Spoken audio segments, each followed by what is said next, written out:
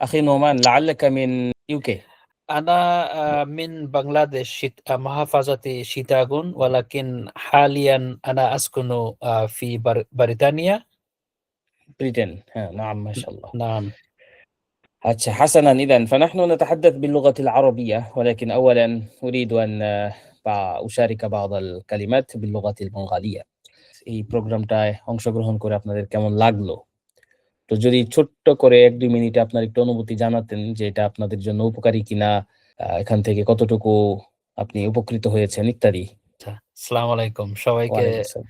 অনেক অনেক ধন্যবাদ। আসলে আমার আরবি যে যাত্রা ছিল, সেই যাত্রায় আমি মনে করতেছিলাম আরকি আমার কিছু জানি মিস হচ্ছিল, যে আমি আরবিতে কথা বলতে পারতেছি না। আমি অনেক জায়গায় বিভিন্ন জায়গায় খুঁজলাম যে কোথায় সুন্দর একটা কোর্স করা যায়। এই যে মুস্কান যে একাডেমি, সেই একাডেমি নিয়ে আমি ফেসবুকে বেশ কিছুদিন ধরে ফলো করছিলাম। এরপরে ওই উস্তাজ ইনজাম হকের সাথে আমি কন্টাক্ট করি। ওনার থেকে আমি কিতাব নিই। ১ম এ ২ টা আমি পিডিএফ কিতাব কিনি। আসলে কিতাবগুলা খুবই উপকারী। আমি এমনি খুবই পড়ুয়া। তো আমার কিতাবগুলো পড়ে খুব ভালো লাগছে। আর ওনার কোর্সের কথাটা আমি আগে থেকে জানতাম। যেহেতু কিতাব পড়ে ভালো লাগছে, চিন্তা করলাম দেখি এটাও ট্রাই করে দেখি। এ আ আমার খুবই ভালো লাগছে যে ওনাদের যে প্রক্রিয়া, যে 1 to 1 সেশন যেটা হতো আরকি।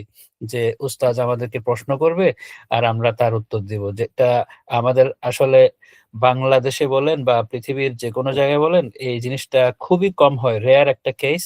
তো এই কারণে আমাদের খুবই উপকার আসছে। তো আমরা 1 to 1 এ কথা বলার কারণে ১ম এ আমাদের ছিল, কনফিডেন্স এর যে অভাব ছিল, সেই অভাবটা আমাদের অনেকটা কমে গেছে।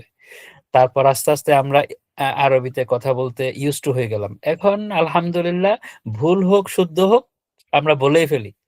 তো আলহামদুলিল্লাহ। এটা ছিল আমার অনুভূতি, এবং আপনাদেরকে অনেক অনেক ধন্যবাদ এত সুন্দর একটা প্রোগ্রাম আয়োজন করার জন্য।